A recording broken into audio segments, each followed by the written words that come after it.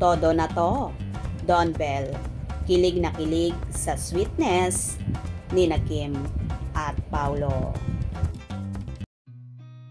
I've seen a lot of change, been through a lot of pain. Some things are not the same as they were a year ago, but all will be okay. I move on each and every day.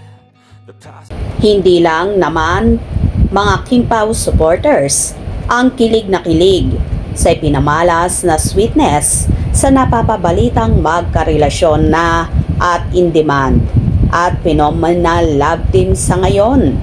Walang iba kundi ang mga kapamilya stars na sina Kim Chiu at Paolo Avellino.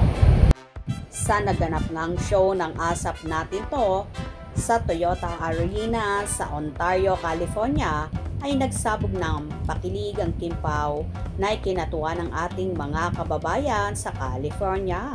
At in fairness, na hindi lang mga tagahanga ang kiniligat na in love, pati na rin ang Don Bell na tambalan ni Donnie Pangilinan at Bel Mariano.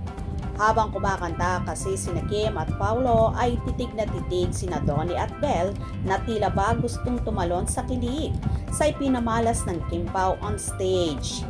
Hindi nga may kakaila sa Don Bell ang saya na nadarama sa Kim Pao.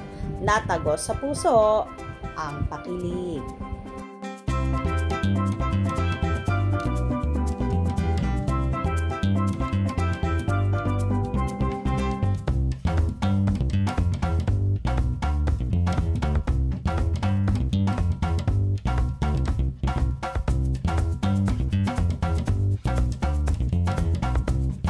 Sa mga kumakalat na video ng Kim Pao on and off camera, naniniwala sila na may namumuunang romantic romance kina Kim at Paulo na ayaw pa nga nilang maghiwalay.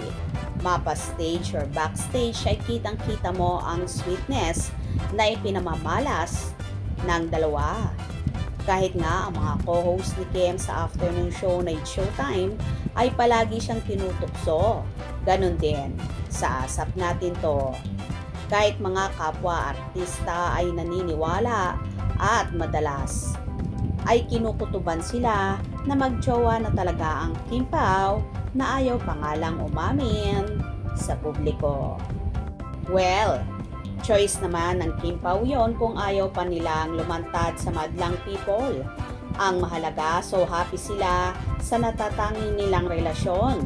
Pasasaan ba? At aamin din soon ang Kim Pao sa tamang panahon. Kaya tumutok lang at wag na wag bibitiw sa mga maiinit na kaganapan. Hope you enjoyed. Please subscribe for more info.